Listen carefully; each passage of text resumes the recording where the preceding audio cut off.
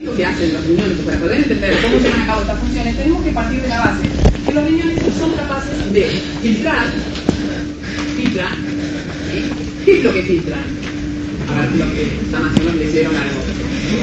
Plasma, todo completo, sin proteínas. Es decir, son capaces de filtrar de la sangre que circula a nivel celular, arteriola aferente. Ahora vamos a repasar un poquito la estructura de los riñones, arteriola deferente y glomérulo, son capaces de filtrar plasma y proteínas. ¿De acuerdo? Bien, entonces, filtran. Ese filtrado de plasma y proteínas se reabsorbe en su gran mayoría, o sea, recuperan todos aquellos elementos, o sea, sólidos, electrolíticos, no electrolíticos y agua que es necesario recuperar, vuelve al organismo. Son capaces de secretar. Secretar significa sacar de la sangre y mandar a la luz tubular, ¿sí? Y por último, excretan todo aquello que va a ser parte del contenido de la orina. ¿Está bien? ¿Están de acuerdo con esto? Estas son las funciones que se llevan a cabo a nivel tubular. ¿Está bien? Entonces acá ustedes se van a encontrar con una expresión matemática, pero que está representando esto que acabamos de decir. Va a existir lo que llamamos una carga filtrada, carga reabsorbida, carga secretada y carga excretada.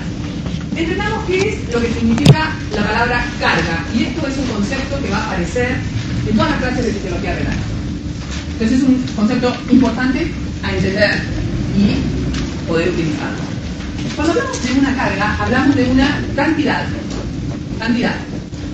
¿sí? Cantidad de algo, ¿sí? Si yo hablo, por ejemplo, de la carga, vamos a ir definiendo lo que es una carga. Es una cantidad de una sustancia, ¿sí? Que se filtra, si hablo de carga filtrada, que se reabsorbe, la cantidad que se reabsorbe, si hablo de carga reabsorbida, una cantidad que se secreta, si hablo de carga secretada, o una cantidad que se secreta, si hablo de carga excretada. ¿En qué unidades? En una unidad de tiempo. Es decir, cuando yo hablo de carga filtrada, es la cantidad de una sustancia que se filtra en una unidad de tiempo. Si hablo de carga secretada, es la cantidad de carga que se secreta en una unidad de tiempo. Y si hablo de carga excretada, es la cantidad que se excreta en una unidad de tiempo. La unidad de tiempo es muy importante. No es lo mismo excretar, o filtrar, o reabsorber una cierta cantidad en un minuto que en una hora o en un día. ¿Está bien? Entonces, ¿el concepto de carga está claro? Pongamos un ejemplo. Y yo pregunto, ¿cuál es la carga filtrada de sodio? ¿Sí? Es la cantidad de sodio que se filtra por minuto, o por hora, o por día. Yo defino cuál es la unidad de tiempo. ¿Está bien? Bueno, entonces, a ver si están de acuerdo lo que representa esa ecuación. La carga excretada, es decir, lo que va a aparecer en la orina, ojo que ustedes muchas veces confunden excretar con secretar. Son dos cosas bien distintas. ¿Sí? Secretar es lo que sale de la sangre y va a la luz tubular, y excretar es lo que se va al exterior. ¿Está bien? Es la orina final. ¿Ok? Entonces, la carga excretada, ¿sí? Es la orina que, digamos, tiene que ver cuánto sodio, si hablo carga excretada de sodio, cuánto sodio aparece en orina por unidad de tiempo. ¿Ok? Entonces, la carga excretada va a ser igual a lo que filtré, a la carga filtrada, que es de donde se inicia el proceso, menos le tengo que restar lo que recupero, la carga reabsorbida. ¿Están de acuerdo? Porque si no saco, no lo voy a excretar si lo reabsorbo. Y eso vuelve a la sangre. Por ejemplo, vos filtras sodio, 100% de sodio filtrado, hay un 80% de ese sodio que se filtra que ya vuelve o se absorbe a nivel del túbulo proximal y luego se va absorbiendo en los distintos sectores. ¿Vale? Se lo quito, lo vuelvo a la sangre. Y hay sustancias que tienen la capacidad de secretarse. Entonces, la carga excretada va a ser igual a lo que filtré menos lo que reabsorbí, más lo que le agrego a la orina que estoy formando porque lo estoy secretando. Por supuesto que no todas las sustancias se secretan. El sodio no se secreta, por ejemplo. ¿Está bien? La glucosa no se secreta. O sea, no todas las sustancias, pero esta es una fórmula general o un concepto general. Lo que yo excreto va a estar formado por lo que filtré menos lo que le saqué más lo que le agregué. ¿Se entiende? ¿Todos siguen ese concepto? Bien. De eso se encargan los riñones y vamos a verlo a lo largo de toda la clase cómo lo hacen. ¿Está bien? Para eso presentemos, y esto paso porque ustedes acusaron histoanatomía, etcétera, que son cómo son estructural y anatómicamente los riñones, ustedes lo saben. Ustedes saben que la unidad funcional son los túbulos renales, que tienen, si quieren, los túbulos tienen segmentos que están bien diferenciados, el túbulo contorneado proximal, ascendente, descendente, delgada, ascendente, distal y colectores, que son, si quieren, no solo, o sea, ¿por qué se los diferencia? Son túbulos, pero con características estructurales diferentes y con funciones diferentes. ¿Está bien? Eso lo repasan por su lado, pero acá yo quiero introducir algo importante. Fíjense que nosotros, a nivel de la hemodinamia, nosotros tenemos que la arteria renal se va bifurcando hasta llegar a ser arteriola deferente. Luego tenemos capilar glomerular y arteriola deferente, y capilar peritubular. ¿Se acuerdan de eso? Y acá hay una cosa muy importante que nos va a servir muchísimo para entender cómo se forma la orina, y es que tanto una arteriola deferente como deferente son dos sitios de alta resistencia. Es decir, que la sangre viene con una determinada presión, y en esos dos sectores hay una alta resistencia al paso de la sangre. ¿Está bien? Mientras que el capilar glomerular es un sitio de alta presión. Es un lugar donde hay mucha presión. ¿Y por qué les parece que sería importante que haya mucha presión a nivel del capilar glomerular? Para poder filtrar. ¿Sí? No se olviden que el proceso de filtración es como cuando yo abro una canilla de líquido y te pongo un filtro a la canilla y tengo que atravesarlo. ¿Sí? Con la presión que tenga el agua me va a facilitar más o menos ese filtrado. ¿Está bien? Entonces tenemos dos sitios de alta resistencia, que son la arteriola aferente y eferente, y dos sitios de diferente. El capilar glomerular es un sitio de alta presión y el capilar peritubular es un sitio de baja presión. ¿Está bien? Eso vamos a ver que juega un rol importante en los procesos de formación de la orina. Bien, repasemos cómo estaba constituido el glomérulo, simplemente porque lo necesitamos para la clase de hoy. ¿Están todos de acuerdo que el glomérulo es una estructura formada por el aparato yuxtaglomerular, el mesangio y la barrera de filtración? O sea, es una estructura compleja el glomérulo.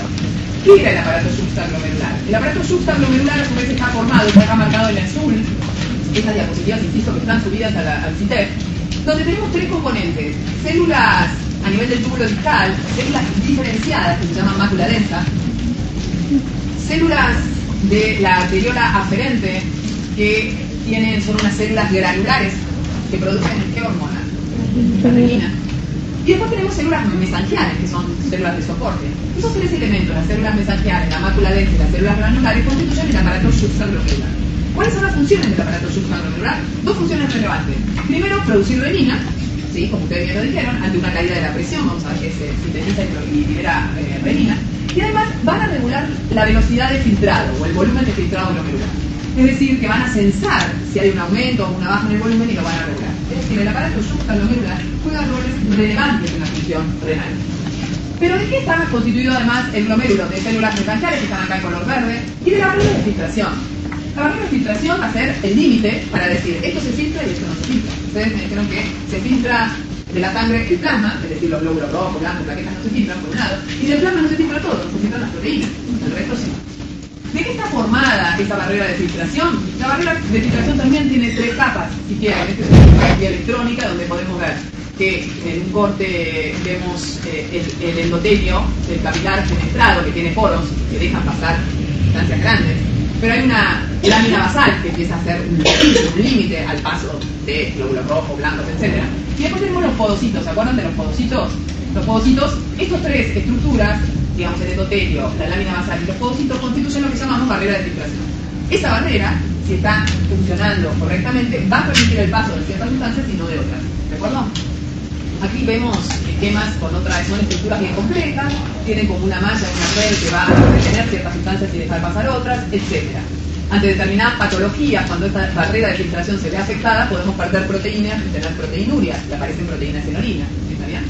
Ahora, ¿qué es lo que se filtra y que no se filtra? O sea, vamos a ver por qué se filtran algunas cosas y por qué no otras. ¿Está bien? Entonces, ustedes bien dicen que lo que se filtra, o lo que llamamos ultrafiltrado, está formado por plasma menos proteínas. ¿Sí? Ahora, el límite del filtrado, que se filtre y que no se filtra, está dado por el tamaño de las moléculas, ¿sí? Es decir, que las moléculas de más tamaño van a estar más limitadas en pasar que las de menos tamaño, pero no es solo el tamaño, sino la carga de las moléculas que vamos a filtrar. ¿Está bien? ¿Por qué? Porque esa barrera de filtración está formada, las tres capas tienen glicoproteínas con carga negativa. Entonces, al tener cargas negativas, las glucoproteínas, ¿qué les parece a ustedes? ¿Que van a facilitar el paso de sustancias cargadas negativamente o las que están cargadas positivamente? Positivamente, siempre las dos cargas de igual signo se repelen, ¿de acuerdo? Entonces, ¿qué pasa? ¿Quién va a poner, cuál va a ser el límite del paso, el tamaño de la molécula y su carga? Fíjense, en este esquema de la parte inferior, es un esquema clásico que aparece en todos los libros. Acá lo que estamos viendo es qué se filtra y qué no, o sea, el filtrado relativo, en función del radio de las moléculas. Estas son moléculas de estrano que fuerte, es una sustancia de dextrano artificial, en donde uno tiene la capacidad de generar dextranos de distintos radios, pero a su vez tiene la capacidad de generar dextranos con cargas neutras, o sea, sin carga, con cargas positivas o con cargas negativas. Y fijémonos cómo es la capacidad de filtrar. Supongamos que tenemos una molécula de dextrano de 30. ¿Sí? Si solo se filtrara por el radio o el tamaño de la molécula, ¿ustedes qué piensan? Que si tengo una de 30 voy a filtrar más que si tengo una de 40, ¿o no? Y si tengo una de 18 filtro más que una de 30. Esto es verdad. Fíjense que en todas las curvas filtro más cuanto menor es el radio de la molécula que cuanto mayor es. Pero ¿qué pasa con la carga? Y este es el ejemplo donde vemos que no solo el radio de la molécula es importante, sino su carga también. Fíjense, supongamos que tenemos una molécula de 30 de radio, pero esta en verde está cargada con aniones, o sea, negativamente. La roja no tiene carga y la azul, violácea, está cargada positivamente. A igualdad de radio, ¿cuál filtra más? Esta vuelta, la catiónica. Es decir, que las cargas positivas son más fáciles de pasar a igualdad de radio que las negativas. ¿Sí? Entonces, este es un ejemplo claro que muestra cómo influye el radio de la molécula y su carga. ¿Está bien? En esta tablita vemos que de acuerdo al peso molecular, fíjense, moléculas de agua, sodio, glucosa y urina filtran libremente, mientras que mioglobina ya hay un filtrado, un 75% de las moléculas filtran, y albúmina ya casi no filtra. ¿Está bien? En condiciones fisiológicas normales. Si yo tengo un daño en mi barrera de filtración, puedo perder proteínas, pero en condiciones fisiológicas no. ¿Vamos bien hasta acá? Bien. ¿Qué es el volumen de filtrado glomerular? Empezamos a formar orina, empezamos filtrando, que era el paso inicial. ¿Cómo se estima el volumen de filtrado glomerular y de qué depende? Tenemos que para esto retomar cosas que vimos en la primera clase y única clase que tuvieron hasta ahora. Si yo tomo un capilar cualquiera del organismo, que no sea glomerular, tomo un capilar sistémico y lo voy a comparar con un capilar glomerular. ¿Todos están de acuerdo que en un capilar sistémico hay filtrado y reabsorción? Eso estamos bien, ¿no? ¿Estamos de acuerdo? O sea, si yo dibujo un capilar cualquiera del organismo, cualquier capilar sistémico, yo voy a tener, si quieren, extremo arteriolar, extremo venoso. En el extremo arteriolar yo voy a filtrar, cediendo a los tejidos oxígeno y nutrientes en general. Cedo, quiere sangre oxigenada con nutrientes, cedo a los tejidos. Y en el extremo venoso recupero dióxido y otros desechos, por lo cual hay una reabsorción. ¿Están de acuerdo con eso? Bien. ¿A qué se debía que el movimiento sea en una dirección o en la otra? ¿Qué fuerzas intervenían? Presión hidrostática, presión osmótica. Bien, la presión hidrostática tiene que ver con la presión que tiene la sangre desde que sale del corazón, circula, mañana empiezan con cardio y van a entender, pero ya tuvieron una primera clase de fluidos.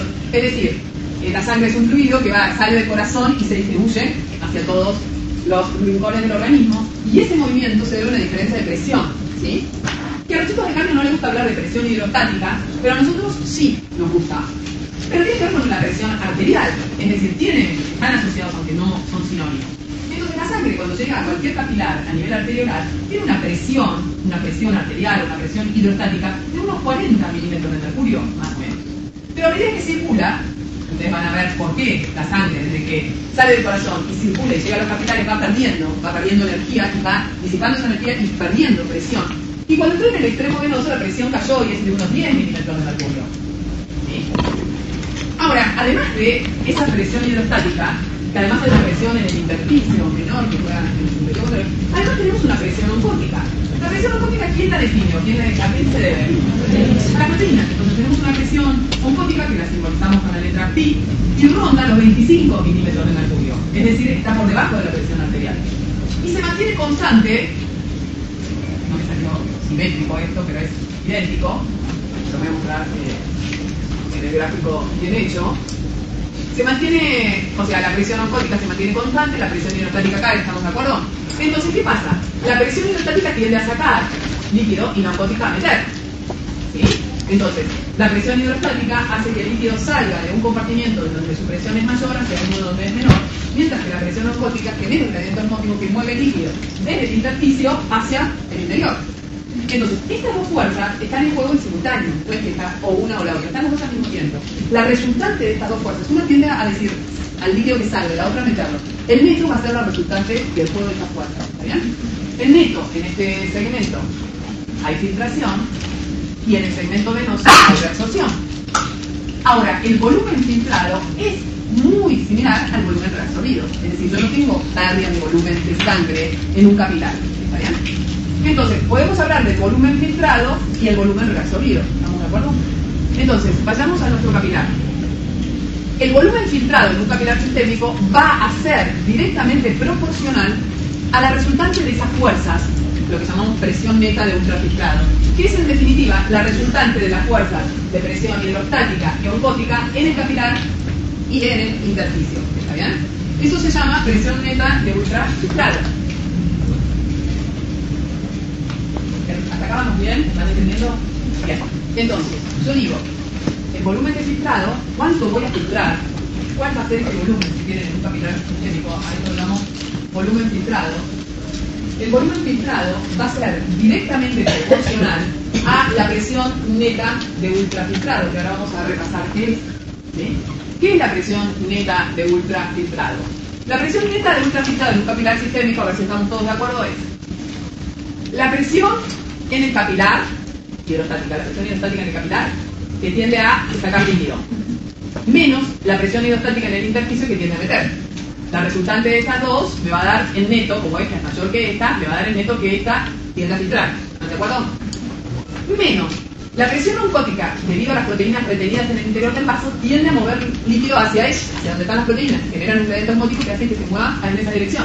Pero hay también una presión oncótica en sentido contrario muy chiquita y hasta despreciable. ¿Está bien? Entonces, la resultante de estas fuerzas es la presión hidrostática menos la oncótica menos la intersticial menos la oncótica. Eso me define lo que llamamos presión neta de ultrafiltrado. Es el juego de las presiones hidrostáticas y oncóticas. ¿Está bien? Una cosa importante, este juego de presiones es casi idéntico en un capilar sistémico y en un capilar glomerular. No varía. Entonces, el volumen de filtrado en cualquier capilar va a ser directamente proporcional a esa presión. Pero, ¿qué otra característica o qué otras cosas juega? Nosotros tenemos, para que se mueva un volumen de líquido tiene que haber una fuerza impulsora, una presión neta de ultrafiltrado. Pero además, ese volumen o ese líquido tiene que atravesar una superficie, ¿sí? Que es la superficie del endotelio del capilar, ya sea el capilar sistémico o el capilar endotelial. Tiene que atravesar la barrera de filtración. ¿Estamos de acuerdo? Esa característica cómo está definida esa barrera de filtración no es lo mismo en un capilar sistémico que en un capilar glomerular. En un capilar glomerular tenemos podocitos, la lámina basal, el endotelio, o sea, es una estructura de filtración mucho más compleja y de una estructura diferente a un capilar sistémico. Entonces, el volumen de filtrado va a ser directamente proporcional a la presión neta, a la fuerza impulsora, pero la constante o lo que va a definir va a depender de un coeficiente que llamamos coeficiente de filtración, que tiene que ver con las características de la membrana del capilar, ¿sí? Como es esa membrana, y cuánta superficie disponible tengo para filtrar. ¿Bien? Eso es lo que se define como constante de filtración. La constante de filtración es una característica de la membrana filtrante, ¿sí? No solo por su característica tanto de permeabilidades, sino de superficie disponible. ¿Ok? Y acá viene la diferencia entre por qué voy a filtrar más en un capilar glomerular que en un capilar sistémico. Si la presión neta de ultrafiltrado es la misma, lo que cambia es las características de este coeficiente de filtración. De modo tal que el KF, o sea, el coeficiente de filtración en un capilar glomerular, es 100 veces mayor que en un capilar sistémico. Entonces, fíjense, el volumen de filtrado en un capilar sistémico son unos 14 mililitros por minuto o 20 litros por día. Es decir, en la sumatoria de los capilares sistémicos se filtran unos 20 litros de plasma sin proteínas por día, mientras que en un capilar glomerular se filtran 180 litros de plasma por día. ¿Ustedes ven la magnitud? Esto quiero recordar porque yo como final intentan irse de fisiología sin saber esto, ¿no? Intentan, digo, porque subestiman. Nosotros no pretendemos que ustedes sepan cosas de memoria porque sí. Pero hay datos que no pueden no saber, ¿está bien? ¿Cuál es la concentración de sodio en plasma? La tienen que conocer. ¿Cuál es la concentración de potasio en plasma y bicarbonato también? ¿Cuál es el volumen de filtrado glomerular que tienen que conocer? O sea, no pueden decir, pretender pedirle de fisiología y dicen, ay, sí, filtramos más o menos 1 litro por día. ¿Está bien? Porque no tenéis idea de lo que hace un riñón. ¿Está bien? Y este número yo lo quiero, voy a hacer un poco de prensa amarilla porque lo quiero magnificar. ¿Ustedes entienden lo que son 180 litros por día? Es que 180 litros de plasma se filtran en nuestros riñones y nuestros riñones funcionan bien a lo largo de un día. Y repasemos, hagamos alguna cosita para entender de qué se trata. ¿Ustedes se acuerdan en la primera clase que decíamos que qué porcentaje de nuestro peso es agua? ¿Cuánto? Escucho entre 60 y 70. El 60% de lo que pesamos es agua. agua total de todo el organismo. Es decir, si pesamos 60 kilos, 36 de esos kilos es agua. Si pesamos 70, 6 por 7, 42 kilos. Ahora, este agua no está homogéneamente distribuida. ¿Se acuerdan que había compartimientos extracelular e intracelular? Bien. ¿Cuánto era el agua distribuida en respecto a nuestro peso extracelular? El 20% del peso es agua, 20% siempre de lo que pesamos.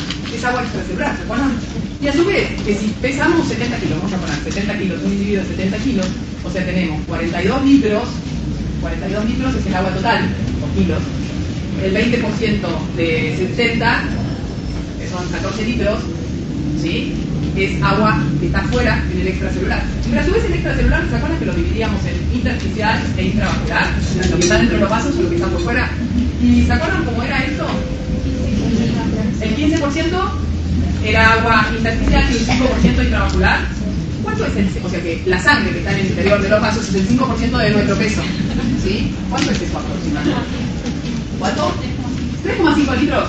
¿Sí? 3,5 litros. Yo tengo 3,5 litros de agua en el interior de los vasos y filtro 180 litros de agua por día. ¿Qué significa eso? ¿Cuántas veces da vuelta toda la sangre y se filtra, unas 60 veces por día todo nuestro plasma? ¿Entiendes? Es decir, que la función central de los riñones son filtros que hacen que se filtre todo nuestro plasma por lo menos 60 veces a lo largo de un día sin funcionar correctamente nuestros riñones. Si no lo hacen, el volumen de filtrado glomerular puede ser muy inferior a los 180 litros por día si los riñones no están funcionando correctamente. ¿Está bien? Entonces, eso me va a traer consecuencias a nivel de presión arterial, a nivel de todas las funciones que lleva adelante el riñón, a nivel de excreción de desechos metabólicos, etc. ¿Ok? Entonces, fíjense la gran diferencia entre un capilar sistémico y un capilar glomerular. La presión neta de un filtrado es casi la misma, pero uno tiene un coeficiente de filtración 100 veces superior al otro. La superficie y las características de la barrera de filtración son muy diferentes en un capilar glomerular que en uno sistémico, que hacen que a lo largo de un día en un capilar, en la sumatoria de capilares sistémicos, se filtren 20 litros de plasma por día y luego se recuperan, ¿sí? Se recuperan en el extremo venoso, mientras que en un capilar glomerular se filtran 180 litros por día. ¿Estamos de acuerdo con esto? Seguimos entonces. ¿Qué pasa en un capilar sistémico, que lo vimos en la clase pasada, en el cual ¿qué pasa si, por ejemplo, yo tengo un déficit de proteína? ¿Qué pasa, por ejemplo, pregunta que yo hago siempre en un final para aplicar esto que vimos en las clases? Y es, ¿qué pasa si yo me quemo un dedo con fuego? ¿Qué pasa si yo me quemo el dedo? Me quemé con un fuego en hornaza. ¿Qué me pasó? No, pero vayamos en orden. ¿Qué me pasó, Fide? Antes de que se me pongan las cosas, dejé el dedo ahí, lo saqué, sacaron algo, dejaron el dedo ahí, les dolió, limpiaron, sacaron el dedo, ¿está bien? Bien, y luego se me formó una ampolla. ¿Por qué se me formó una ampolla? Con esto lo podemos ver. Se me formó una ampolla porque yo tengo capilares, o sea, tengo terminales nerviosos, por lo cual me dolió, y tengo capilares, que fueron los que hicieron que se me formara la ampolla. ¿Qué pasó? Yo rompí la barrera capilar con la quemé. Entonces esto que me retenían las proteínas hizo que se me piantaran, salieran proteínas, porque rompí la barrera, el endotelio, ¿ok? Salí proteínas, entonces ya las proteínas no están en 25, sino que están más abajo. ¿Se acuerdan que estaban más o menos en el orden de los 25 milímetros de mercurio? Ahora las tengo más abajo. Entonces, esta era una fuerza que se oponía a la filtración, ¿de acuerdo? Si tengo menos fuerza que se opone, filtro más. Extravasación del líquido, edema, ampolla, ¿sí? La ampolla es un edema, ¿sí? Extravasar líquido. Simplemente porque una de las fuerzas que se opone al filtrado disminuyó. ¿Están todos de acuerdo con esto? Bien. ¿Qué pasa en un capilar glomerular? De nuevo, están en juego las mismas presiones hidrostáticas osmóticas, que ahora las llamamos distintos. Hablamos de la presión hidrostática no en el capilar sistémico, sino en el capilar glomerular. Hablamos de presión hidrostática no en el intersticio, sino en la cápsula de Bowman. Nos ubicamos en otra estructura, pero hablamos de lo mismo. Hablamos de la presión oncótica en el capilar glomerular y presión oncótica en cápsula de Bowman. La presión oncótica en cápsula de Bowman es prácticamente cero, porque no se filtran proteínas, ¿de acuerdo? Entonces, podemos calcular la presión neta ultrafiltrado y con el coeficiente de filtración característico de los capilares glomerulares definimos cuál es el volumen de filtrado total. ¿De acuerdo? ¿Cuál es la diferencia si ustedes ven capilar sistémico y capilar glomerular? Que acá ustedes están de acuerdo, la presión oncótica se mantenía constante y la hidrostática bajaba, en este extremo filtrábamos y en este extremo reabsorbíamos. ¿Qué pasa en un capilar glomerular. Bueno, acá comparativo está bien. La presión hidrostática se mantuvo constante entre el extremo de arteriola aferente y arteriola deferente, ¿no? ¿Y la presión oncótica qué pasó? Acá la presión oncótica se mantenía constante. Y acá va aumentando hasta que iguala a la presión hidrostática. No la supera, la iguala. ¿Sí? ¿Y qué pasa entonces si la presión hidrostática siempre es superior a la oncótica? Solo hay filtración, ¿de acuerdo? Bien, entonces acá tenemos filtración y acá tenemos reabsorción. Pero en un capilar glomerular solo tenemos filtración. ¿Sí? A mí me gusta hacer un esquema comparativo, que no está en ningún libro, tampoco es real, pero me parece que a los fines didácticos es muy importante. Si yo dibujo un capilar sistémico cualquiera, tenemos extremo arteriolar y extremo venoso, entonces dijimos la presión hidrostática cae y la oncótica se mantiene constante. La oncótica se mantiene constante.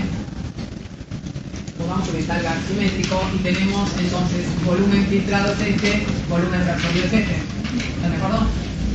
Ahora, si yo dibujo, esto no existe en la naturaleza, pero lo voy a hacer así para que quede graficado. Tengo arteriola aferente y arteriola deferente. Estoy en un capilar glomerular. La presión hidrostática se mantiene constante. ¿Por qué se mantendrá constante la presión hidrostática? Acá dijimos que cae porque hay una resistencia al paso de la sangre, va perdiendo dissipando energía. ¿Acá por qué se mantendrá constante? ¿Es un sitio de alta resistencia? No ofrece resistencia al paso de la sangre. Y además, ¿qué otro elemento puede estar en juego para la tensión o algo? Porque me imagino que mientras nosotros estábamos de paro, estaban ustedes fisiología, ¿no? Flujo constante, pero hay otra cosa. Está entre dos sitios de alta resistencia, baja resistencia al paso, ¿y qué más? Hay una propiedad que vamos a ver que tienen los riñones y el cerebro, que ustedes ya vieron el cerebro. Autorregulación, ¿sí? Los riñones tienen la capacidad de autorregular la presión de volumen. Y la presión oncótica va aumentando hasta que iguala a la hidrostática. ¿Sí? ¿Estamos de acuerdo? Entonces acá hay filtración, solo filtración. Pero si yo sigo la anatomía, sigue la arteriola deferente, no es así, insisto, es simplemente a fines didácticos. Pero ustedes me permiten dibujar acá el capilar periturbular, es lo que continúa, ¿está bien? Y si yo lo dibujo acá, capilar periturbular. Entonces, a nivel de glomérulo filtré, a nivel de capilar periturbular reabsorbo casi todo lo que filtré. Reabsorbo agua, sodio, cloro, potasio, glucosa, ¿ah? Entonces, ¿qué va a pasar con las presiones? Ahora que salgo de un sitio que lo regulo y lo mantengo constante, salgo de un sitio de alta resistencia, dijimos arteriola aferente y arteriola deferente, sitio de alta resistencia, ¿qué le va a pasar a la presión hidrostática? Va a caer, como cae en cualquier capilar. Y la presión oncótica se va a mantener. ¿Y qué pasa entonces en un capilar peritubular? ¿Cómo es la presión oncótica respecto a la hidrostática? Es mayor, ¿y qué va a ocurrir ahí? La absorción, que es lo que necesitamos para absorber todo lo que se filtró. ¿Entienden? Esto es solo a los fines didácticos, para que entendamos que, si quieren, las fuerzas de Stabling, las fuerzas de Stabling es el señor que las describe, que hablan de la presión hidrostática en un capilar y en su intersticio, en cápsula de Bowman, y la presión oncótica, que juegan en simultáneo a favor o en contra. Están en juego en los dos, y uno puede entender que también en la sangre, o sea, hay un líquido filtrado, pero luego se vuelve a recuperar, ¿se entiende? Lo que pasa es que ocurre en dos capilares que están en serie, uno es el glomerular y el otro es el capilar periturbular. ¿Queda claro eso? La clase que viene, esta clase nos abocamos al filtrado, la clase que viene nos vamos a abocar a cómo se reabsorben esos líquidos filtrados, ¿está bien? Hoy nos vamos a quedar acá y vamos a ver cómo se regulan, cómo lo medimos, y vamos, la clase de hoy habla básicamente de filtrado, ¿está bien? ¿Alguna pregunta hasta aquí o alguna duda? ¿Vamos bien con esto? Vamos a probar si vamos bien haciendo el parcialito. Ustedes saben que todas las clases ustedes tienen un parcialito. La idea es que ustedes lo resuelvan, nadie les va a poner notas por eso, nadie los va a calificar, pero sí vale como presente, como que están activos en la cursada, y yo voy a ir mechando en todas las clases esas preguntas con las respuestas correctas para que les sirvan para estudiar también y para autoevaluarse. El sistema tira las preguntas en orden distinto y las opciones no están en el mismo orden para cada uno de ustedes. Cada vez que uno entra, baraja y las mezcla las opciones. Entonces no se anoten 4A o 1A, porque ni la 4 es la 4 para todos, ni la A es la A para todos. O sea, lean la pregunta e interpretenla. ¿Está bien? Entonces, esta pregunta decía, tienen dibujada 4 curvas, la A, la B, la C y la D, Y dice que, bueno, habla de arteriola aferente y deferente, y dice, indique qué representan las líneas o las curvas A, B, C y D. Entonces, sin mirar la respuesta, yo siempre sugiero que si la pregunta está bien hecha, ustedes deberían poder contestarla antes de ir a buscar las opciones. Entonces es la mejor manera de no equivocarse. ¿Está bien? No miramos nada de lo que me pregunte y tratemos de interpretar. A ver, si estamos en un capilar glomerular, porque habla de arteriola aferente y deferente, no estamos en un capilar sistémico, hay una presión que es la más alta de todas, que se mantiene constante entre el extremo arteriolar y el extremo de arteriola aferente y deferente. ¿Cuál podría ser esa presión? ¿Hidrostática dónde? En el capilar. Muy bien. Hay una presión muy, muy bajita, casi cero, la curva D, que se mantiene constante. ¿Qué podría ser eso? Osmótica en cápsula de Bowman. Muy bien. Después tenemos una cosa que se va concentrando, va aumentando, aumentando. ¿Cuál sería? Osmótica en capilar glomerular, ¿de acuerdo? Y después tenemos una intermedia que se mantiene constante. ¿Cuál podría ser? ¿Presión? Osmótica en cápsula de Bowman es cero, dijimos. ¿Hidrostática? ¿Está bien? Entonces ahora vamos y buscamos la opción. A, presión hidrostática capilar glomerular. B, presión osmótica. Bueno, buscan todas las opciones y van a ver que esta es la correcta. Como bien lo pudieron resolver ustedes sin mayores dificultades. Otra pregunta al parcialito. Yo voy pensando las preguntas en el lugar donde corresponden a los temas que vamos viendo. Insisto que no importa el número de la pregunta ni las opciones, el orden de las opciones. ¿Cuáles son las fuerzas que se oponen a la filtración glomerular? ¿Qué fuerzas de las 4 que definimos van en contra a la filtración glomerular? ¿Cuál? No escucho. Presión osmótica, capilar glomerular se opone. Sí. ¿Qué otra? Hidrostática en cápsula de Bowman. Entonces, como ustedes ya lo saben, porque lo pudieron razonar, buscan dónde está esa opción. Entonces digo, ¿la presión osmótica en capilar glomerular y la presión osmótica en cápsula de Bowman? No. ¿La presión hidrostática en capilar glomerular y la presión hidrostática en cápsula de Bowman? No. ¿La presión hidrostática en capilar glomerular y la presión osmótica en cápsula de Bowman? No. La presión hidrostática en cápsula de Bowman y la osmótica en capilar glomerular, ustedes lo definieron antes de leer las opciones. Entonces, esta es una manera de contestar los choice. Buscar primero, saber ustedes, si ustedes saben, van a saber la respuesta antes que ir a mezclarse, porque si empiezan a leer todo, se empiezan a confundir. ¿Está bien? Muy bien. Ahora, ¿estamos de acuerdo cómo se logra el volumen de filtrado glomerular de los 180 litros por día o 120 mililitros o 125 mililitros por minuto? O sea, depende de la unidad de tiempo también, ¿no? Ahora bien, este volumen de filtrado glomerular puede cambiar, no es a rajatabla estable. Hay situaciones fisiológicas, por ejemplo, si yo hago una vertical, no filtro igual que si estoy sentada, no filtro igual que si estoy parada. ¿Vean? No tengo nada patológico, simplemente es un cambio postural. Vamos a ver cómo se las ingenian los riñones para lidiar con esto, porque somos seres bípedos que nos mantenemos erguidos, pero nos acostamos, nos bañamos, nos metemos bajo el agua, salimos, hacemos cosas que hacen que, si los riñones dependieran de nuestros posicionamientos, filtrarían un rato, otro rato no. ¿Está bien? Bien, entonces hay alteraciones fisiológicas del volumen de filtrado glomerular. Por ejemplo, ante aumento de la presión hidrostática en el capilar glomerular, si aumenta la presión hidrostática en el capilar glomerular, ¿están de acuerdo que aumentaría el volumen de filtrado? Es la principal fuerza, ¿no es cierto? La presión hidrostática es la que más define el sentido del filtrado en el capilar.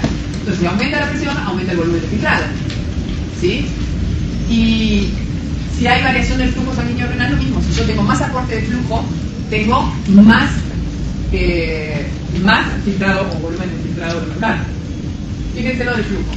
Si yo tengo un flujo plasmático renal normal, yo tengo la resultante de las dos presiones, la hidrostática y la osmótica, definen el volumen de filtrado que está en amarillo. Si yo tengo un flujo plasmático disminuido, es decir, tengo menos, supóngase me deshidraté, tuve una hemorragia, tuve alguna situación que haga que tengo menos aporte o menos flujo sanguíneo. A ver si están de acuerdo. Si yo tengo disminuido el flujo sanguíneo, o sea, como que tengo más lento la llegada de sangre al riñón, a los capilares, se llega al equilibrio entre las dos fuerzas antes del extremo. ¿Y cómo es el volumen de filtrado?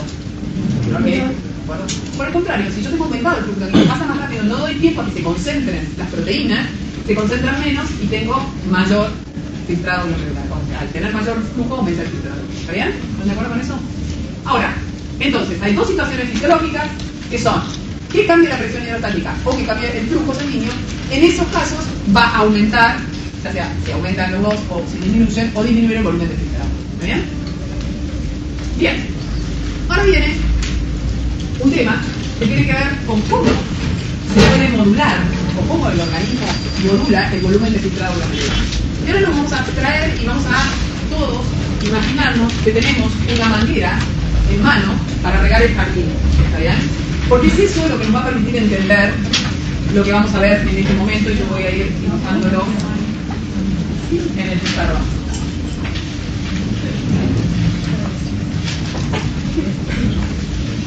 Entonces, tengo una manguera que tiene lo que vamos a definir arteriola ascendente, extremo de arteriola ascendente, extremo de arteriola ascendente, y tengo el glomérulo donde voy a filtrar. ¿Está bien? Entonces, chicos, ahora les pido silencio y pensemos. Vamos a decir que tenemos la manguera y yo la aprieto. Hago lo que se llama una vasoconstricción. ¿Está bien? La aprieto. Si la aprieto, ¿qué va a pasar con el agua que está circulando por la manguera? ¿Más rápido? No estoy hablando de cosas. ¿Qué pasa? Hay menos flujo, me dicen. Si les pregunto, claro, tengo que orientar. Vamos a hablar de dos cosas. Del flujo de agua, de sangre, y de la presión. ¿Qué va a pasar con el flujo si yo aprieto la manguera? Ahí le estoy poniendo una resistencia. ¿Está bien? Entonces el flujo va a disminuir. ¿Sí? ¿Y qué va a pasar con la presión? Con la presión va a depender de dónde nos ubicamos. Si yo aprieto la manguera acá, una cosa es lo que le va a pasar a la presión para atrás y otra cosa es lo que le va a pasar a la presión para adelante. ¿Qué se imaginan que le pasa al agua en la manguera para el extremo que está más cerca mío? ¿Aumentar o disminuir? O sea, bueno, a ver, piensen, no tiren cosas sin pensar. Yo tengo una manguera y la estoy arreglando. ¿Qué van a sentir? ¿Hay más presión cerca mío o lejos? Más presión cerca mío. Entonces, si yo aprieto la manguera acá, voy a tener dos cosas. Disminuye el flujo, va a disminuir el flujo porque estoy obstruyendo el paso del líquido, nada más. Disminuye el flujo, llamático renal, y va a, para este lado, aumentar la presión. Y para este lado, disminuye la presión. A mí, ¿cuál me interesa? Me interesa este lado, porque acá es donde yo filtro. Me interesa lo que pasa para atrás. ¿Está bien? Entonces, ¿qué va a pasar? Pensémoslo de esta manera. Pensémoslo como en la diapositiva. Si yo digo que hay dos elementos que van a definir el flujo, el flujo y el volumen de filtrado están relacionados entre sí, y a mayor flujo, mayor volumen, a menor flujo, menor volumen, ¿se acuerdan?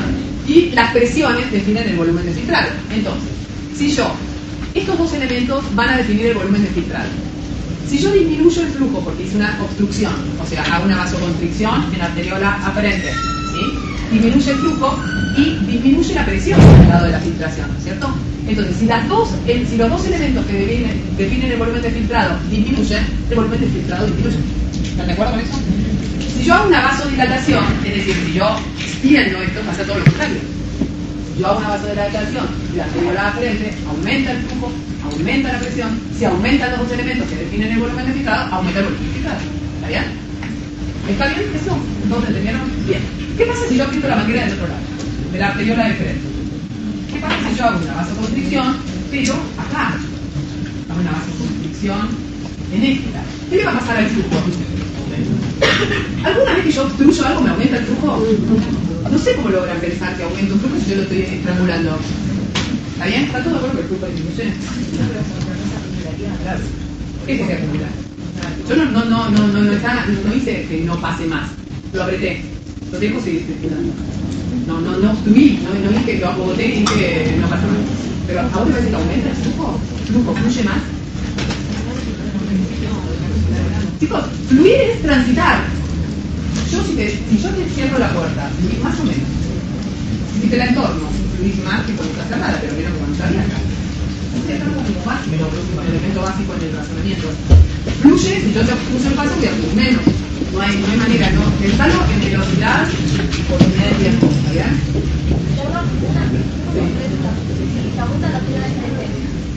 ¿Qué es arterial? Estamos restringiendo el paso de la arteriola, estamos haciendo una vasoconstricción de la arteriola de Charette. Y estoy preguntando qué pasa con el flujo y luego voy a preguntar qué pasa con la presión. Pero lo estamos razonando, no nos adelantemos.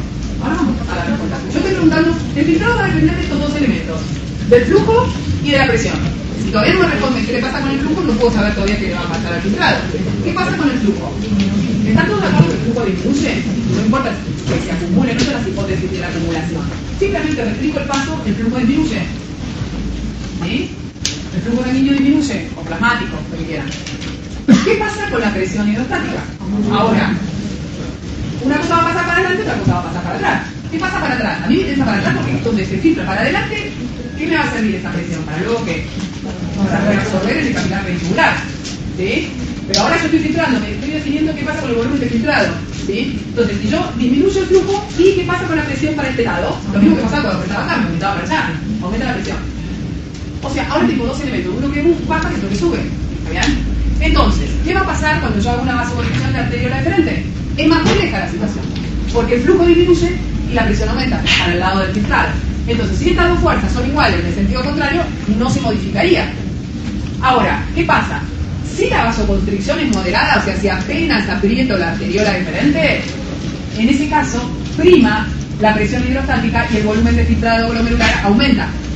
Ahora, si yo le estrangulo, le hago una vasoconstricción severa a la arteriola deferente, me va a primar el flujo y en ese caso disminuye el volumen de filtrado glomerular. ¿Se entiende? Va a depender de la severidad de esa vasoconstricción. Apretar la manguera, apretar la arteriola aferente o soltarla de la aferente y deferente es la manera que tiene el riñón de regular su volumen de filtrado glomerular. ¿Sí? Constantemente se aplica esto de vasocontraer o vasorelajar para modular el volumen de filtrado glomerular. ¿Sí? ¿Estamos bien hasta acá? Bien, este es un elemento importante a entender. Hay situaciones patológicas, así como la situación, o sea, fisiológicamente, modulando la presión y el flujo, modulo el volumen de filtrado glomerular, hay situaciones patológicas en donde se puede ver alterado el volumen de filtrado glomerular. Por ejemplo, si aumenta o disminuye la presión oncótica en el capilar glomerular, por ejemplo, si tengo un déficit de proteínas o un exceso de proteínas. ¿Por qué se va a ver afectado? Si aumenta la presión oncótica en el capilar glomerular porque tiene un exceso de proteínas, ¿qué le va a pasar al volumen de filtrado? Disminuye. ¿Está bien? Otra de las presiones que puede verse ante una obstrucción, por ejemplo, por cálculos renales, si yo obstruyo acá a nivel tubular, ¿qué va a pasar con la presión hidrostática en cápsula de bomba? Si aumenta la presión en cápsula de bomba, se opone y disminuye el volumen de filtrado. Pero es patológico esto. Y también hay situaciones patológicas de determinados fármacos vasodilatadores que hacen que aumente el KF, o sea, la superficie de filtrado, y en este caso aumenta el volumen de filtrado glomerular. O hay otras situaciones en determinadas enfermedades que disminuye la superficie de filtrado, entonces hay una disminución. Pero estas situaciones son patológicas o farmacológicas. Fisiológicamente, modulando la presión y el flujo, se modula el volumen de filtrado glomerular. ¿Estamos de acuerdo? Pregúnteme a ver si todo hasta acá entendimos. La constante de filtración KF, ¿no?, en glomérulos renales tiene las siguientes características. Esta no es una buena pregunta de Choice, porque yo no puedo buscar las opciones si no las leo. Una buena pregunta de Choice es la que tiene un enunciado con una pregunta que yo la puedo responder sin mirar las opciones. Con esto no lo podemos hacer. Tengo que leer las opciones para ver de qué características me está hablando. ¿Está bien? Pero bueno, lo perdonamos y lo leemos. La constante de filtración depende de la permeabilidad y la superficie de la barrera de filtración glomerular. Esa es la correcta, ¿no?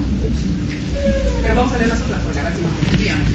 Por ejemplo, ¿expresa la relación entre la presión hidrostática y la presión oncótica dentro y fuera del capilar? Seguro que no.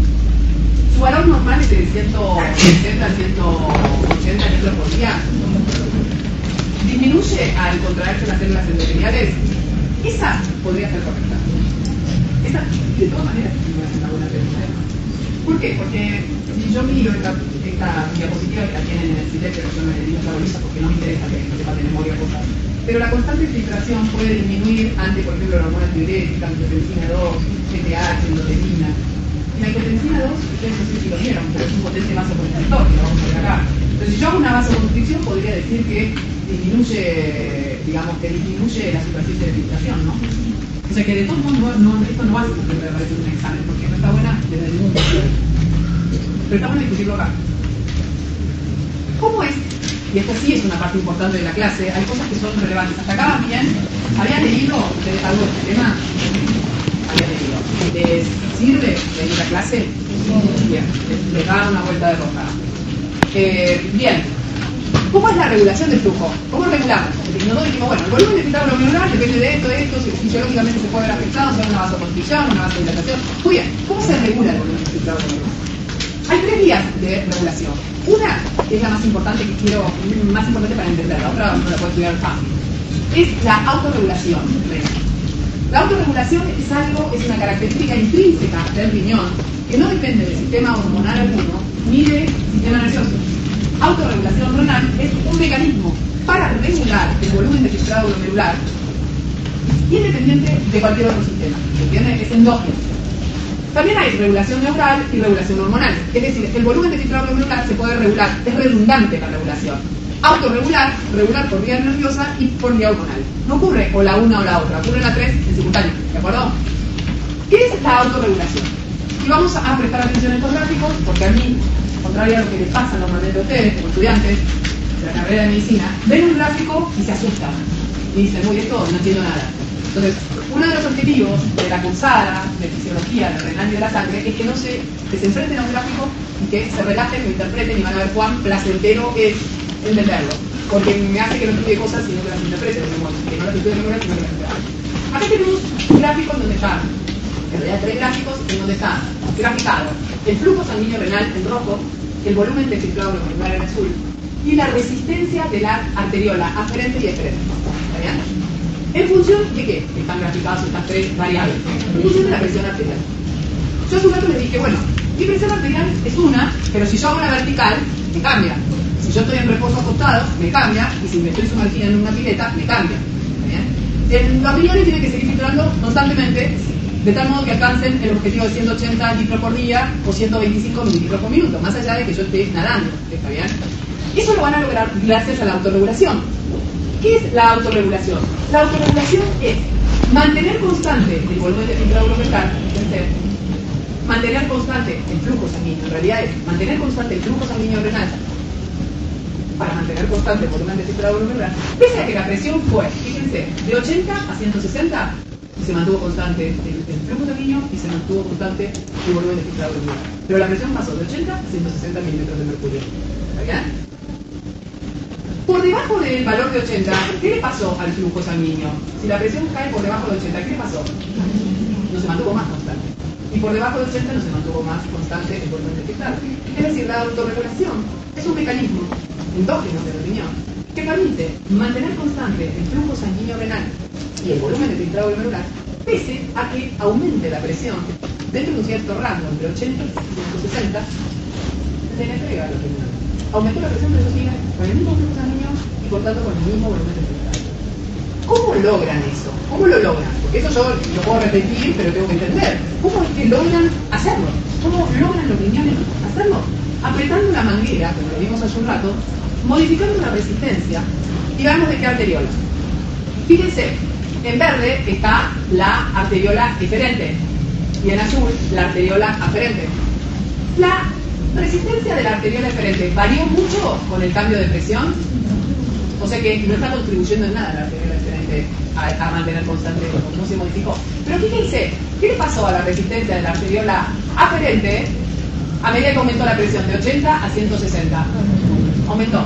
Es decir que gracias a, ahora lo vamos a ver cómo, pero gracias a un aumento de la vasoconstricción, que es una manera de decir, gracias a un aumento de la resistencia de la arteriola aferente, logro mantener constante el flujo sanguíneo y por tanto el volumen de filtrado glomerular, pese a que aumentó la presión arterial.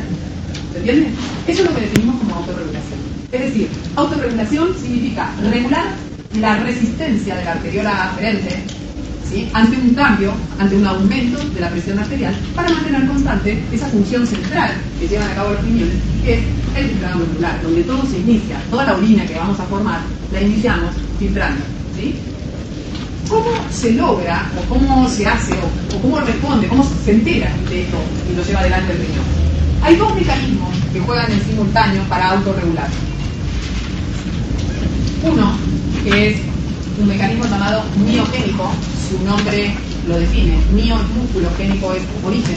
O sea, un mecanismo que tiene su origen en el músculo de la arteriola aferente, ¿está bien?, que responde de esta manera. Supongamos que aumenta la presión, ¿no? La presión aumenta, de 80 se fue a 90, ¿sí? Supongamos. Entonces, ¿qué pasa? Si aumenta la presión, la sangre que llega a arteriola aferente estira la arteriola. ¿Están de acuerdo con eso? Acá tienes que usar mucho la cabeza y el razonamiento. Entonces yo estiro, aumentó la presión. ¿Cómo responde el músculo? Contrayéndose. ¿Está bien? Entonces, ante un estiramiento, este es el mecanismo biogénico. Estiro el músculo, se contrae. Entonces, se aumenta la presión arterial, hay un estiramiento del músculo liso de la arteriola aferente, respondiendo con una vasoconstricción. Y si yo hacía una vasoconstricción en la arteriola aferente, ¿qué pasaba? Si yo hacía una vasoconstricción en la arteriola aferente y le decía que disminuía la presión, disminuye el flujo, por lo tanto, ¿qué le va a pasar al volumen de filtrado glomerular? Disminuye. ¿Están de acuerdo que si aumenta la presión tendería a aumentar el volumen de filtrado? A más presión, más volumen de filtrado. Pero no, lo tengo que mantener constante. Entonces, hay un estiramiento, respondo bajándolo. ¿Entienden? ¿Todos entendieron eso? Bien. Ese es el mecanismo biogénico. Pero ese simultáneo explica el 50% de la regulación. La otra mitad se debe a otro mecanismo, que se llama mecanismo de retroalimentación túbulo-glomerular. Es decir, el túbulo le da información al glomérulo. Ojo con esto porque hay otro mecanismo que vamos a ver la clase que viene que se llama glomérulo tubular. ¿Está bien? Esto es túbulo glomerular. El túbulo le da información al glomérulo. El túbulo es túbulo. Supongamos que ante un aumento de la presión, sigamos con el ejemplo que aumentó la presión, me llevaría a aumentar el volumen de filtrado. Pero ¿qué pasa? Si aumenta la presión, lo que va a pasar es que filtro más, entonces fluye más líquido por un ratito, hasta que llega a la mácula densa. ¿Se acuerdan la mácula densa que estaba ahí frente al glomérulo? ¿Sí? Entonces, en la mácula densa se sensa que hay mayor contenido, mayor fluido y mayor contenido de sodio, el principal componente, y entonces manda una molécula, acá lo vemos mejor. Si yo tengo, digamos, mayor filtrado porque me aumentó la presión, a nivel de la mácula densa se sensa y se manda una molécula que es adenosina, no importa, a arteriola aferente, que genera la salida de calcio por reacción. Entonces, los dos mecanismos que sirven para autorregular tienen que ver con generar una vasoconstricción en la arteriola aferente. Una en respuesta al estiramiento y otra en respuesta a una molécula que hace que salga más calcio y que se contraiga. ¿Bien? Son dos mecanismos diferentes, complementarios, que llevan a regular el volumen de filtrado glomerular ante un aumento de la presión. ¿Estamos de acuerdo? Bien. Viene pregunta del parcialito. La capacidad del riñón de autorregular el volumen y el flujo, ¿se debe? ¿A qué se debe? ¿A qué se debe lo que vamos a ver? A la retroalimentación túbulo-glomerular y al mecanismo biogénico como respuesta.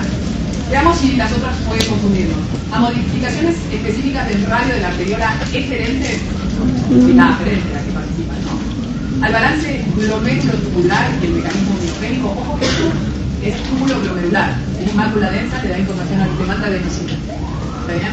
A la acción de la renina y el mecanismo biogénico, si lo entendimos bien, podemos responder esa pregunta. Además de esta autorregulación que es endógena, ¿sí?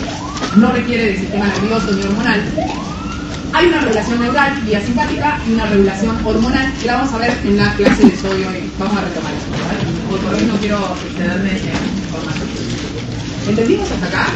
Con esto terminamos la primera clase y me queda 35 minutos. No. La segunda clase, que siempre en otras épocas la dábamos juntas, o sea que no estamos muy mal. ¿Por qué empezaron la clase? A mí me interesa, esta clase es muy importante, haber entendido cómo son las fuerzas que favorecen y se oponen, cómo es el mecanismo a la filtración, cómo es el mecanismo de autorregulación renal. ¿Entendieron eso? Entendieron un montón. Ahora vamos a ver algo que intuitivamente es más fácil de entender, aunque no siempre es tan intuitivo. ¿Cómo evaluamos si un paciente tiene conservada su función renal? Es decir, ¿cómo evaluamos si un paciente tiene su capacidad de filtrar normal? Primera pregunta. Si puede reabsorber, si puede secretar sus riñones para poder excretar, ¿sí? Eso lo tenemos que poder evaluar desde afuera. Una cosa importante, y en este pongo de lujo porque es para que gráficamente les quede. No hay manera de sacar información respecto a la función renal sin tener datos obtenidos de una muestra de sangre y una muestra de orina. Es decir, siempre que queremos evaluar la función renal en un paciente, no tenemos que hacer una ecografía o un estudio de imágenes. Lo primero que vamos a hacer es tomar una muestra de sangre y una muestra de orina de este paciente. Y a partir de eso vamos a sacar información en una primera instancia. ¿De acuerdo? Bien. Tenemos que evaluar si filtra, si reabsorbe, si secreta, teniendo el concepto de carga en la cabeza. Acá hay una preguntita sobre la carga que yo se la expliqué en la primera diapositiva, a ver si nos quedó. ¿Qué sería la carga filtrada de un soluto? No tenemos ninguna respuesta. ¿Qué es la carga filtrada de un soluto? Muy bien, la cantidad de sustancia que se filtra en un unidad de tiempo. ¿Estamos todos de acuerdo? Entonces busco, ¿es la cantidad de sustancia no reabsorbida sobre el total filtrado? No. ¿Es la cantidad de sustancia que será excretada sobre el total filtrado? ¿Es eso? Bien. ¿Es la cantidad de sustancia presente en el volumen de filtrado glomerular? Esa es correcta, pero está difícil puesto, ¿eh? Porque, por eso digo que hay que pensar, está puesto de una manera difícil. Pero esto es resolver. Dice, es la cantidad de sustancia presente en el volumen de filtrado glomerular. Volumen de filtrado glomerular. ¿Qué cantidad? ¿Cuál es el volumen de filtrado glomerular normal? Que hoy me lo van a decir bien por lo que acabamos de decir. 180 litros de plasma, ¿cierto? Por día. Pueden también decirme 125 mililitros por minuto si quisieran. Pueden hablar en otra unidad de tiempo. Lo que no pueden decir 125 mililitros por día. No me queden los números. ¿Está bien? Bien, 180 litros de plasma por día. ¿Sí? Fíjense, les voy a hacer esta cosa para que razonen. Si yo hablo de la carga filtrada de sodio, ¿sí? Es la cantidad de sodio que se filtra al cabo de un día, por ejemplo. Si quieren, masa de sodio filtrado por día. ¿Sí? Y el volumen de filtrado glomerular no me habla de sodio, me habla de todo el plasma. ¿Sí? Entonces yo tengo 180 litros de plasma que filtro al cabo de un día. En estos 180 litros voy a tener una cierta cantidad de sodio. Que lo podemos estimar. ¿Cuál es la concentración plasmática de sodio? ¿Cuánto es la cantidad de sodio en plasma? 140 ¿qué? 140 mil equivalentes es una concentración. ¿Por litro? Esa es la concentración de sodio en plasma. ¿Estamos todos de acuerdo? Esto quiere decir que en un litro de plasma, yo tengo 140 mil equivalentes de sodio. ¿Sí? 140 en un litro. Pero yo no filtro un litro de plasma, filtro 180 litros de plasma al cabo de un día, ¿sí? Por día. Entonces, ¿cuánto tengo? 180 por 140. Esa es la carga filtrada de sodio. ¿Entienden? No voy a hacer la cuenta, da mucho medir equivalente por día. Entonces, está puesto de una manera difícil, pero esa es la correcta. Lo correcto es decir, es la cantidad de sustancia, sodio, glucosa, lo que quieran, presente en el volumen que filtré a lo largo del día. ¿Entienden? ¿Es el volumen de plasma filtrado? No, una carga no es un volumen, sino es una masa de sodio filtrado. Es una cantidad. ¿Está bien? No es difícil, pero esa es la correcta. Esa sí puede ser una pregunta de examen. Bien, ¿cómo evalúo? ¿Cómo evalúo la función renal? Tomo una muestra de sangre y tomo una muestra de orina. A partir de eso hago una cuentita. ¿Está bien? De la muestra de sangre, voy a sacar un dato, básicamente. Y es la concentración de la sustancia que estoy evaluando. ¿Está bien? Entonces, en el análisis de sangre, voy a sacar de ese paciente, voy a sacar la concentración plasmática de una sustancia que estoy evaluando. Puede ser sodio, puede ser glucosa, puede ser creatinina, que ahora vamos a ver qué es, inulina, lo que sea. Del análisis de orina, en ese paciente, voy a sacar la concentración en orina de esa misma sustancia que estoy evaluando. ¿Y qué otra cosa más puedo medirle al paciente de la orina? Flujo urinario, qué volumen urinó al cabo de un día, una hora, lo que yo le diga, recoja orina de 24 horas o recoja orina de 12 horas o lo que sea. Yo puedo tener ese dato. Flujo de orina, al cabo de un tiempo, concentración de la sustancia que esté evaluando en la orina y la concentración de la sustancia que esté evaluando en el sangre. ¿Está bien? Bien. Entonces, con esos tres datos, yo puedo estimar algo que vamos a definir como clearance, aclaramiento o depuración de una sustancia. ¿Sí? Y antes de entrar en la definición de clearance, le voy a hacer un test que se le hizo en Estados Unidos, no me acuerdo en qué universidad, a un grupo de alumnos, para ver si entendían el concepto de clearance. ¿Sí?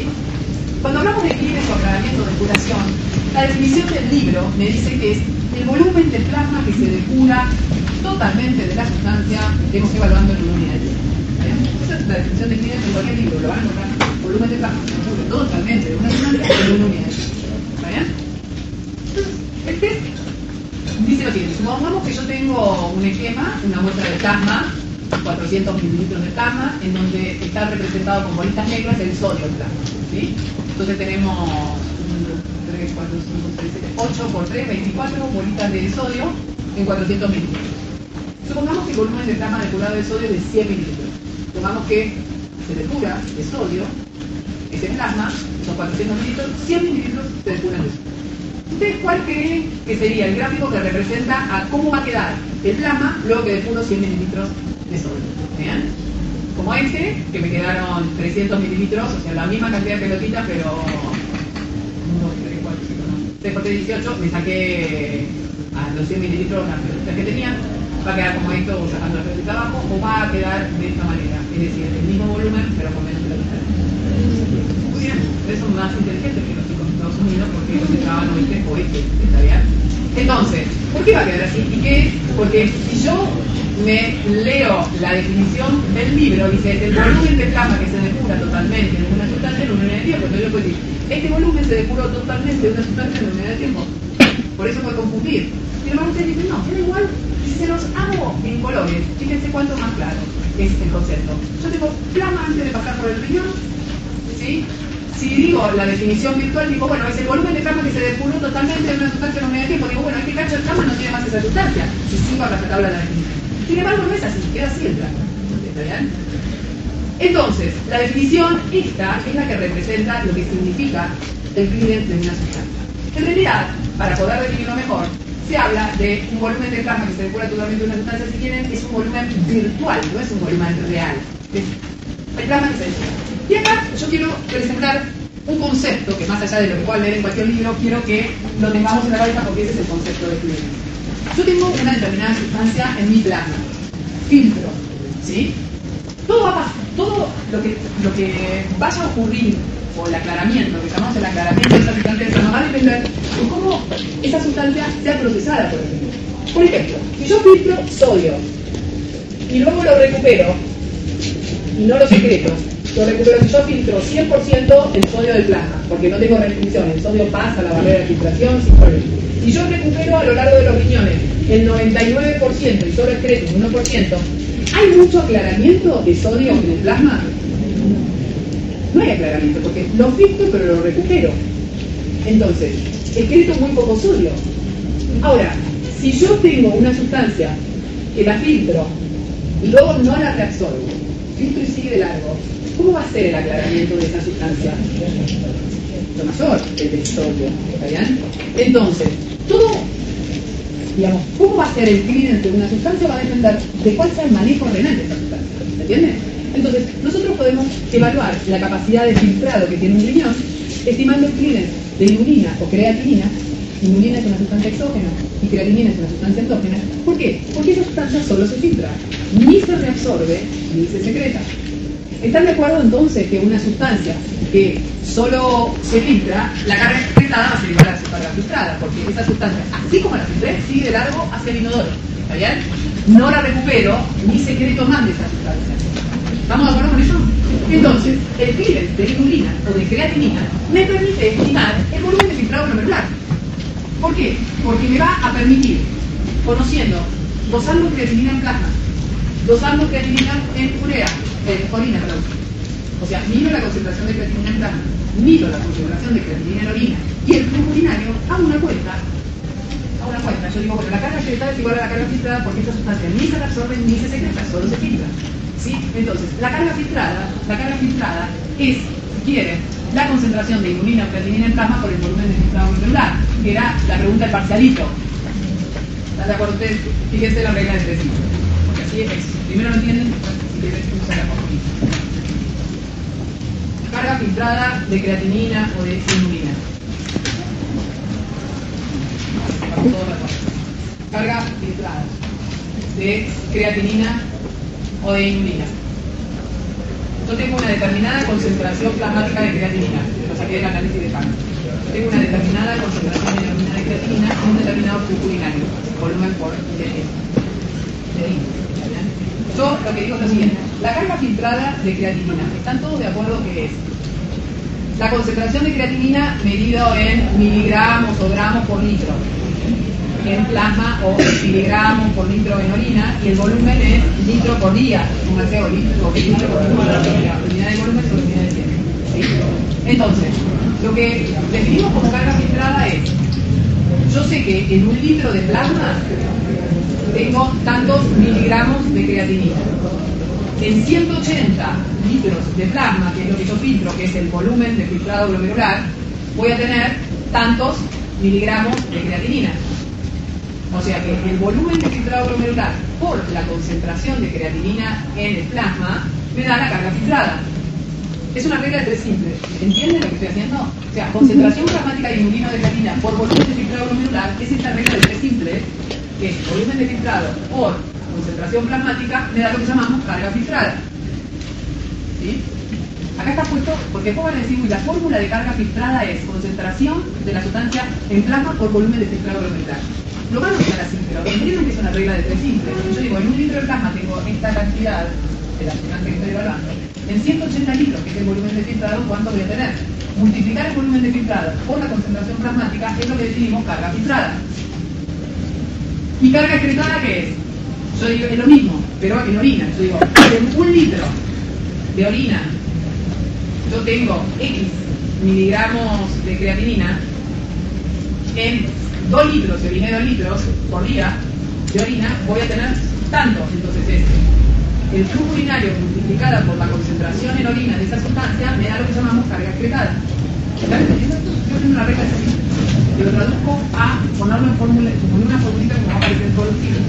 Carga filtrada es la concentración de la sustancia en plasma por el volumen de filtrado glomerular. Y carga excretada es la concentración de la sustancia en orina por el flujo urinario. ¿Está bien? Y acá yo digo que el clearance de una sustancia que solo se filtra, como la creatinina o la inulina, me permite estimar el volumen de filtrado glomerular. Pues parecido al volumen, me permite estimar, multiplicando la concentración de esa sustancia en orina, el flujo urinario, y dividiéndolo, o sea, reorganizo esto que está multiplicando, lo paso dividiendo, y me da la concentración. ¿Se entiende? Entonces yo tengo un paciente, le hice dosar creatinina en plasma, en orina, y recoger el volumen urinario, que es volumen orinado en una unidad de tiempo, en un día, en unas tantas horas, y con esos tres datos hago esta cuenta. Multiplico la concentración de creatinina en orina por el flujo urinario y lo divido por la concentración de creatinina del plasma del paciente. Con eso obtengo el valor de clearance de creatinina, que es equivalente al volumen de filtrado glomerular. ¿En qué unidad va a estar? En mililitros por minuto o en litros por día, de acuerdo a la unidad que uno tenga, pero siempre un clearance es una unidad, volumen de plasma, depurado, volumen virtual, depurado totalmente de la sustancia que estamos evaluando en una unidad de tiempo. ¿Bien? ¿Cuánto le tiene que dar el clearance de creatinina normal en un paciente? 180 litros día por 125 mililitros. ¿De acuerdo? Esto van a practicar ahora cuando hagan ejercicios en el TP, van a practicar esta situación. ¿Está bien? Supongamos que yo quiero evaluar si digo, bueno, este paciente me da bien, filtra bien su riñón, 180 litros por día. Hice la cuenta de creatinina, y me dio que filtraba bien. ¿Está bien? Ahora, supongamos que yo quiero ver si tiene conservada su capacidad de reabsorber. Entonces, voy a calcular, voy a estimar el clearance de una sustancia que se reabsorba totalmente, en condiciones normales. Por ejemplo, la glucosa. ¿Estamos de acuerdo que la glucosa no aparece en la orina? Salvo que tenga orinas dulces, que ustedes apuntaron en endocrina, que sería el caso de qué patología. Diabetes, ¿sí? En ese caso sí aparece en la orina, pero en condiciones normales no. O puede aparecer en la orina si tengo alguna falla en la reabsorción. Lo tengo que poder evaluar. Bueno, calculo el clearance de glucosa. ¿Qué tengo que conocer para calcular el clearance de glucosa? La concentración de una muestra de sangre y medir la glucemia en la sangre, en la orina y el flujo urinario. Con esos tres datos me calculo el clearance de glucosa. ¿Cómo debería ser el clearance de glucosa? Si es una sustancia que se reabsorbe totalmente. ¿Hay depuración? No hay depuración. La filtro, la glucosa y la vuelvo totalmente a sangre. No aparece en orina. Entonces, no hay aclaramiento, no hay depuración. El clearance es igual a 0. ¿Estamos de acuerdo? Entonces, fíjense, el clearance igual a 0 no se depura. ¿Por qué? Porque la glucosa se reabsorbe con un transportador, y no pasa nada. ¿Está bien? ¿Entienden el concepto de clearance? Si yo solo filtro, va a haber depuración. Importante. Si filtro y reabsorbo todo lo que filtré, no va a haber depuración y el clearance va a estar igual a 0. Ahora, ¿cómo evalúo si ese señor tiene... bueno, una cosa que no sé si voy a llegar a dar de patológico, esto vamos a ver la que viene. Preguntita de parcialidad. No sé si me puedan responder. Vamos a enfrentarnos con este gráfico. Si no terminamos la clase que viene, empezamos con lo que me falta. No me va a faltar mucho, te digo, empezamos con el protocolo. Yo lo que quiero es haber abordado los temas en profundidad.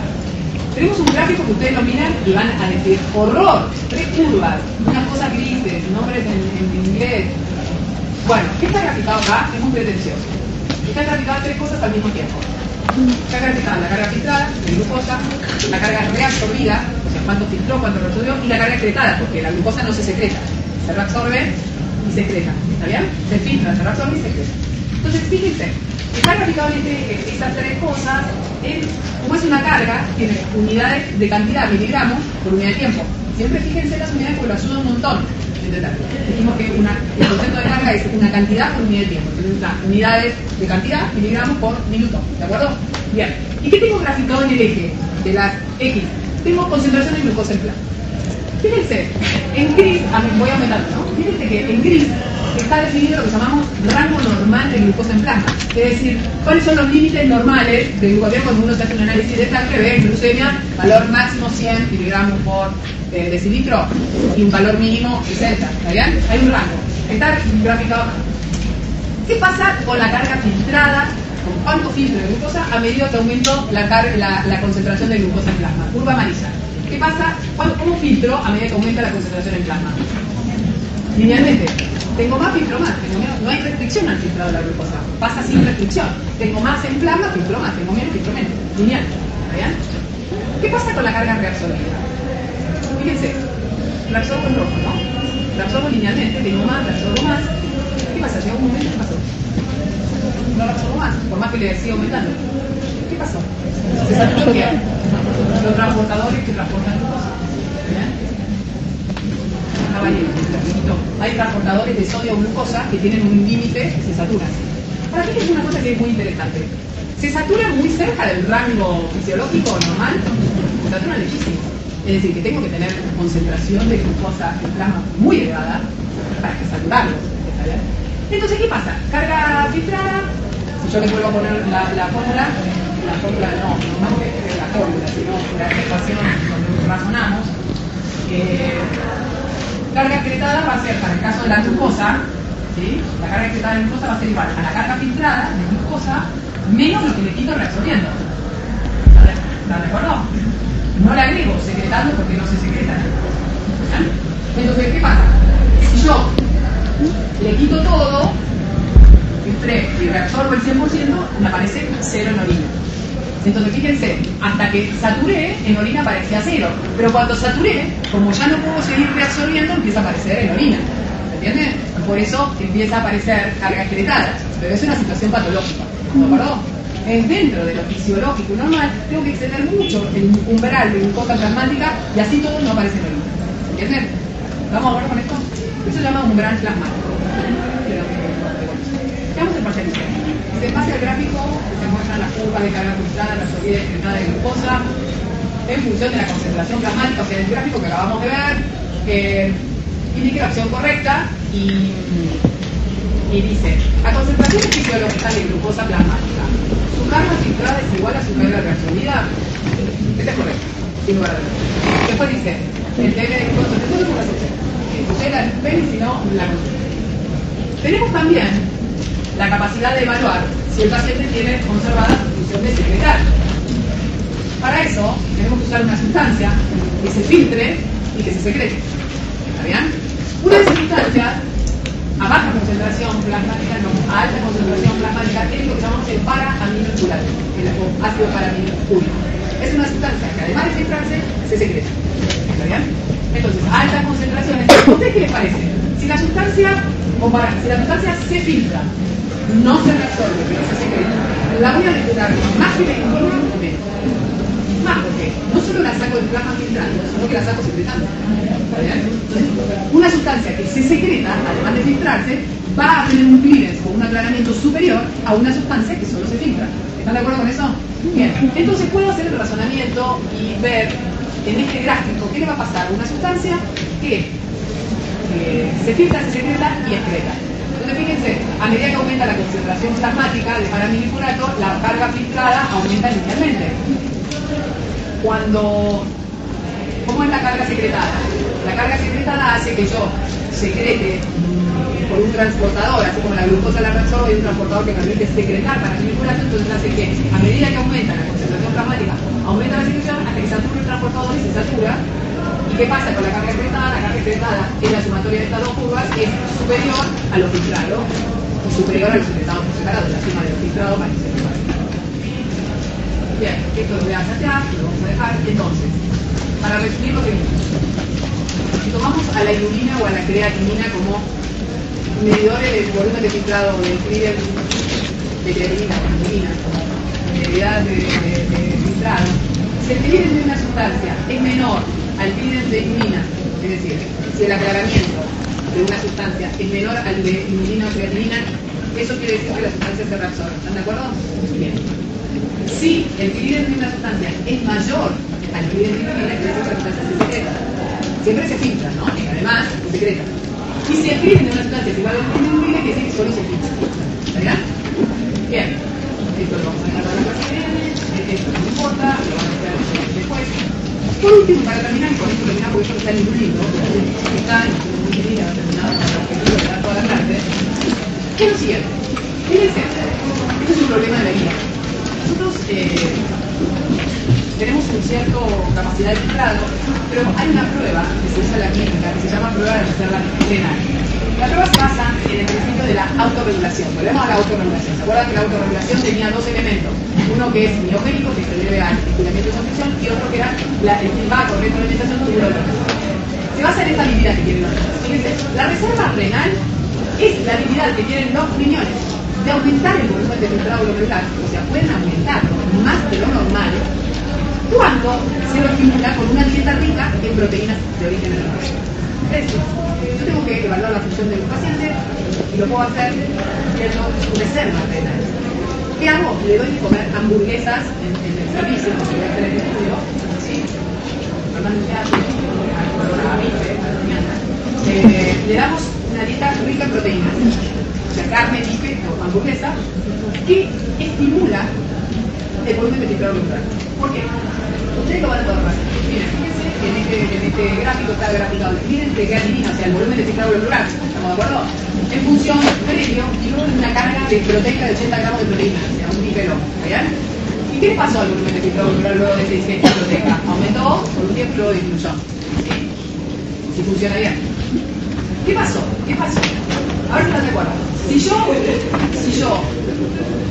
agregué una comida rica en proteína de origen animal, ¿sí?